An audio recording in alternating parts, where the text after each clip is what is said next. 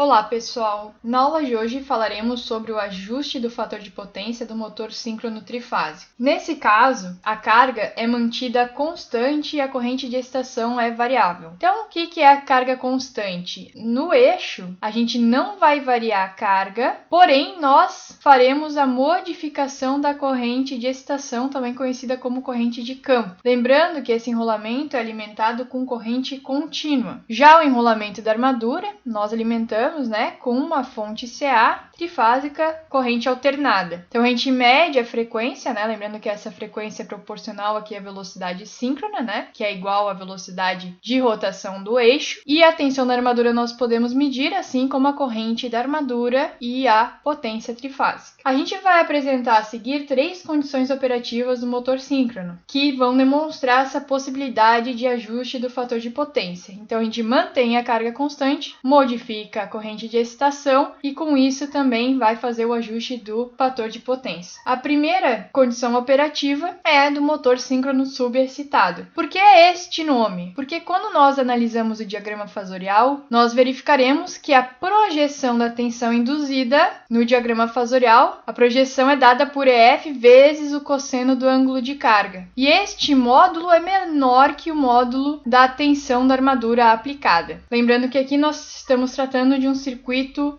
monofásico equivalente. Quais são os fluxos da máquina? Primeiramente, nós temos que falar do fluxo do enrolamento de campo, que é esse fluxo F. Esse fluxo F está defasado de 90 graus da tensão induzida. Lembrem-se que essa tensão induzida é proporcional a uma constante, ao valor do fluxo e também à velocidade. Como a velocidade não muda, a única maneira de modificar aqui o módulo desta tensão induzida é modificando o valor do fluxo, e isso será feito modificando o valor da corrente de campo. Bom, a máquina tem uma carga conectada, então tem uma corrente elétrica IA, que temos a direção aqui do fluxo da armadura, que está na mesma direção que essa corrente IA. O sentido aqui é oposto, porque agora que a gente está falando de motor síncrono trifásico, a gente vai variar o sentido dessa corrente, o sentido oposto quando a gente compara com o circuito do alternador. O que acontece? O fluxo resultante aqui, independente da modificação desta corrente de campo, ou seja, desse fluxo F, vai ser constante. E com isso nós vamos modificar o valor da corrente IA e também o valor do módulo da tensão F. Então, o primeiro passo, motor síncrono subexcitado, nessa condição a minha corrente IA está atrasada em relação à tensão VA, ou seja, nós temos um fator de potência indutivo. Agora percebam o caso de um motor síncrono com excitação normal. A projeção da tensão induzida F é igual à tensão de entrada, então percebam que quando eu faço o EF vezes o cosseno deste ângulo de carga, eu tenho um módulo igual ao módulo da tensão VA. Neste caso, o fator de potência da máquina é igual à unidade, pois a minha corrente IA está em fase com a tensão VA, aplicada nos terminais da máquina. Agora percebam aqui o fluxo F. O fluxo F ele tem uma defasagem de 90 graus em relação à tensão induzida. Já o meu fluxo A, ele está na mesma direção da minha corrente A. Porém, o meu fluxo resultante é a somatória dessas duas parcelas de fluxo. E este fluxo resultante não varia o seu valor, pois eu tenho uma carga constante independente do valor da minha corrente de campo. E terceira característica operativa da máquina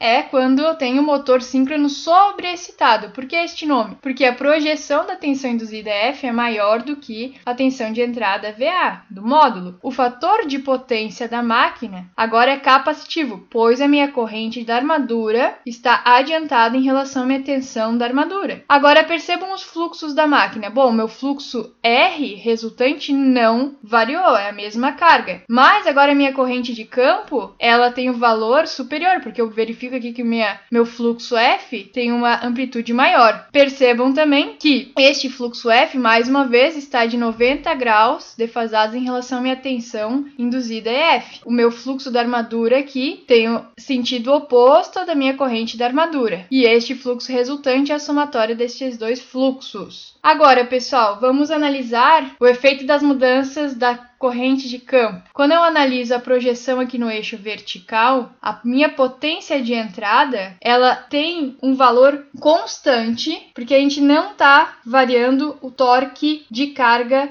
no eixo. E se não varia o torque de carga no eixo, a gente só tem uma maneira, uma condição de operar essa máquina, variando a minha corrente de campo. Então percebam que nesta primeiro caso tem minha corrente IA atrasada em relação à tensão VA. Então eu estou falando de um fator de potência indutivo. Essa projeção vertical aqui me dá o valor da minha potência de entrada, que é a função do seno do ângulo de carga. Além disso, a minha potência de entrada também é proporcional ao cosseno do ângulo θ, que é o ângulo do fator de potência, do atraso da corrente em relação à tensão. Esta projeção aqui também é constante. Conforme eu vá aumentando a minha corrente de campo, olha só o segundo caso. Aumentei minha corrente de campo. O que aconteceu com a minha tensão induzida F2? Aumentou o seu módulo. Aumentou o módulo mudando o valor do ângulo de carga. Eu aumentei o módulo da minha tensão F2, porém eu reduzi o ângulo de carga e ao mesmo tempo percebam que o cosseno do fator de potência agora é unitário, porque minha corrente IA2 para a segunda carga para a segunda condição de corrente de campo está em fase em relação à tensão VA. Percebam também que a projeção aqui da minha corrente IA sobre o eixo também não mudou, ou seja, demonstrando que eu tenho uma potência constante, potência fornecida pelo motor. E aqui eu estou tratando no diagrama fasorial como potência igual a potência de entrada, pois a gente deduziu essa fórmula considerando uma resistência na armadura nula, né? Ou seja, não tem perdas por efeito Joule. Terceira condição, então, agora eu estou falando de uma corrente IA3 que está adiantada em relação à tensão VA, ou seja, estou falando de um fator de potência capacitivo. Eu aumentei a corrente de campo. Por que eu sei que eu aumentei? Porque eu verifico aqui que o tamanho desse vetor da minha tensão induzida EF3 é maior. E mais uma condição, ou seja, aumentei um pouquinho mais essa corrente de campo. Aumentei, então, significa que eu aumentei um pouquinho mais essa tensão induzida, modificando aqui o valor do fator de potência, né? E deixando a minha corrente A mais adiantada ainda em relação à tensão VA. Percebam aqui os módulos das correntes IA, que é o tamanho do vetor. Aqui o meu módulo da minha corrente IA1 é grande. O IA2 reduz, depois o IA3 começa a aumentar novamente. Ou seja, o módulo da minha corrente IA2 ele é mínimo quando tem o fator de potência unitário. Curva em V do motor síncrono. Então, olha só, a gente está traçando aqui a corrente de campo no eixo horizontal e a corrente da armadura no eixo vertical. Então, conforme a gente vai aumentando a nossa corrente de campo, olha só, imagine que eu parta dessa curva mais embaixo, ou seja, para uma potência pequena, por exemplo, motor a vazio. Motor a vazio a gente sabe que mesmo assim tem que ter uma certa potência necessária para fazer esse motor operar. E essa potência mínima aqui, ó, a gente consegue fazer o traçado da curva em V, começando com o fator de potência indutivo, ou seja, com uma corrente de campo pequena, e a gente vai aumentando a corrente de campo, reduzindo o módulo da corrente A. Quando a gente chega no valor mínimo da corrente IA, significa que a gente está no fator de potência unitário. A gente aumenta a nossa corrente de campo e com isso a gente vai aumentar a corrente IA também. Só que agora a gente está falando de um fator de potência capacitivo. Se eu mudo aqui para a segunda curva aqui, com uma segunda carga no eixo, ó. Então durante toda essa operação a gente está variando a corrente de campo, mantendo a carga. Então para uma segunda carga, por exemplo, a meia carga representando aqui a potência P1. Se eu tenho uma corrente de campo baixa, eu vou aumentar ela, a corrente de campo, eu vou reduzindo a corrente da armadura. Quando eu chego no valor mínimo da minha corrente de armadura, eu estou falando do fator de potência unitário. E aí eu aumento novamente a corrente de campo, aumentando o módulo da corrente A, só que agora eu tenho fator de potência capacitivo. E eu posso fazer isso para vários tipos de carga. Para plena carga, por exemplo, representando aqui essa potência P2 aqui, essa última curva, então a plena carga, se eu quiser trabalhar com o fator de potência unitário, eu sei que para isso eu vou precisar de uma corrente de campo X e nisso eu vou ter uma corrente de armadura Y. Então vamos fazer um exemplo. Um motor síncrono de 230 volts ligado em delta e 60 Hz tem uma reatância síncrona de 2 ohms por fase e uma resistência de armadura desprezível. Suas perdas por atrito e ventilação são 2,5 kW e as perdas no núcleo são 1,5 kW. Inicialmente o eixo está impulsionando uma carga de 12 kW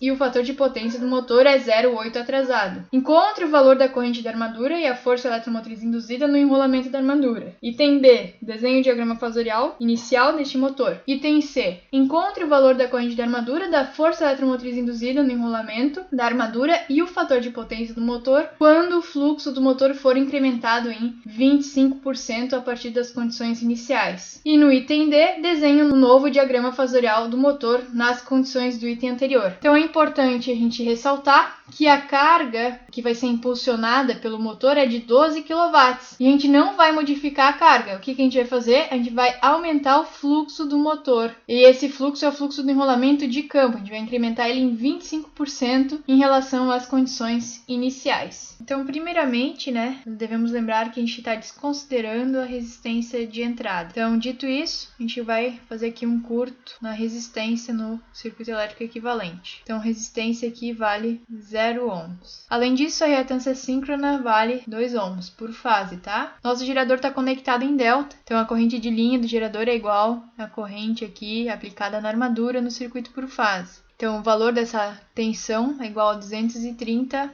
ângulo zero. Para a gente achar o valor da nossa tensão induzida e da corrente de armadura, a gente precisa primeiramente calcular a potência de entrada. Quando a gente fala potência de entrada, eu estou falando aqui da nossa potência de entrada trifásica. A plena carga, então no eixo, tem que a nossa potência é de 12 kW. E as perdas por atrito e ventilação e no núcleo somadas vão dar 4 kW.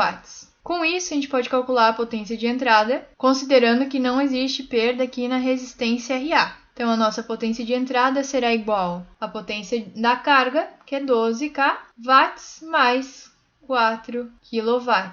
Isso aqui vai dar 16 kW.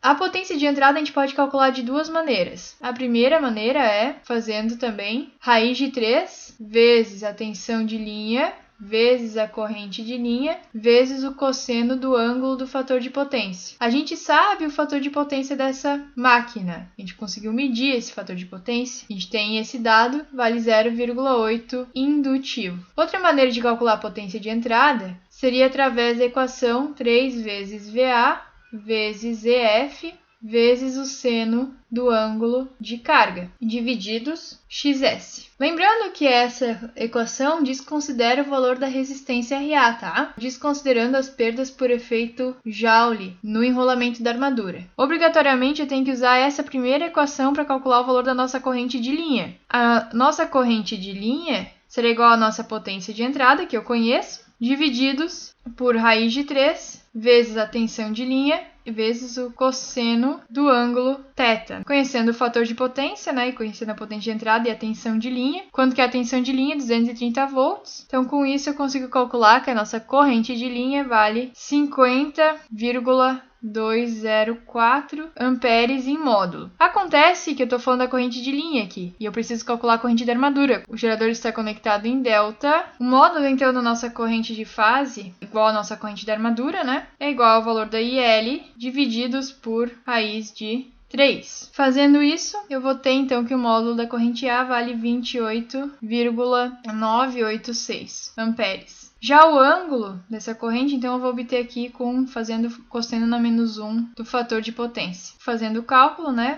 Módulo e fase, 29,986, ângulo de menos 36,87 graus amperes. Agora, como a gente faz para calcular a tensão induzida? A tensão induzida a gente faz analisando aqui o circuito elétrico equivalente. Então, fazendo análise desta malha, eu posso verificar aqui que a nossa tensão induzida, EF, será igual à tensão da armadura menos a queda de tensão sobre a reatância síncrona. A queda de tensão será calculada fazendo XSJ vezes a nossa corrente IA. Todos esses valores nós já temos, né? Substituindo na equação, nós vamos obter que o valor da nossa tensão induzida é 200,651 ângulo menos 13,364 graus volts. No diagrama fasorial, então aqui a gente tem a nossa tensão da armadura, estou usando essa figura aqui para auxiliar. A nossa tensão induzida vai ser esse valor aqui em vermelho, esse vetor em vermelho. O EF para a primeira corrente de campo, né? Então vou colocar aqui EF1 para diferenciar. E a nossa corrente da armadura, obrigatoriamente aqui, né? Fator de potência indutivo, então a corrente aqui atrasada, o IA, IA1. E aqui em cima também o 1. Agora o item C, sabendo que a nossa corrente de campo sofreu um acréscimo de 25% do valor inicial. Se a gente aumentou o fluxo, obrigatoriamente eu sei que, como a minha tensão induzida é proporcional ao fluxo, eu vou ter aumentado o módulo da nossa tensão induzida. Então, o módulo da nossa tensão induzida na segunda condição de operação é que eu vou ter o valor de 1,25 superior ao valor da tensão induzida na primeira condição, tá? Então, a gente incrementou a corrente de campo, a gente vai incrementar o valor da tensão, já que a velocidade é a mesma. Sabendo disso, eu consigo calcular o novo módulo, 250,813 volts. Como que eu faço para calcular o ângulo de carga, o novo ângulo de carga? Eu vou utilizar esta equação aqui, ó. Potência de entrada é a mesma, sempre. Eu tenho a tensão da armadura. Para a primeira condição, eu tenho o módulo aqui da nossa tensão é F1. E para a primeira condição, eu tenho o ângulo de carga. Isso aqui dividido por XS. Na segunda condição, continuo tendo a nossa tensão da armadura aplicada, constante. Tenho uma nova tensão induzida, um novo valor, 25% superior. Quero calcular também este novo ângulo de carga que eu desconheço. O valor da reatância síncrona é a mesma. Se eu passar para o outro lado aqui, o XS eu corto, o VA também elimino da equação e o 3 eu elimino da equação. Então, para eu achar o valor do ângulo, basta eu fazer seno do ângulo 2 é igual a tensão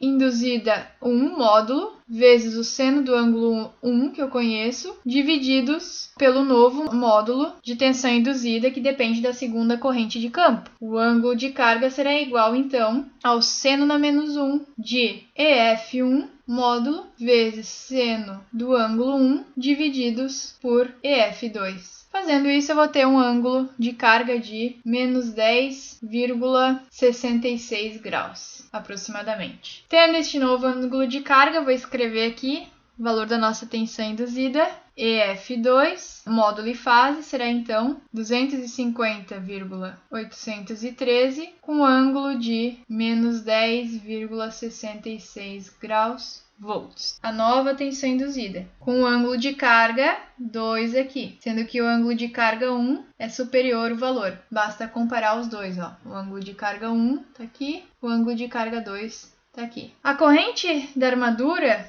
então analisando aqui o circuito elétrico equivalente, eu posso calcular que a minha corrente IA2 é igual a VA menos o valor da nossa tensão induzida 2, divididos pela reatância síncrona J. Isso vai dar um valor de corrente de 24,61 com ângulo de 19,572 graus amperes. Essa corrente nova, a corrente aqui, IA2, está adiantada em relação à tensão da armadura. Ó. Aqui está o ângulo do fator de potência 2, enquanto que o ângulo anterior ele era atrasado em relação à tensão. Então aqui é o capacitivo e ali é o indutivo. O novo fator de potência, então, anteriormente era 0,8 indutivo, agora o novo fator de potência, então, FP2 será igual ao cosseno do ângulo da tensão, que é 0, menos o ângulo da corrente, que é 19,572. Isso vai dar um fator de potência de 0,942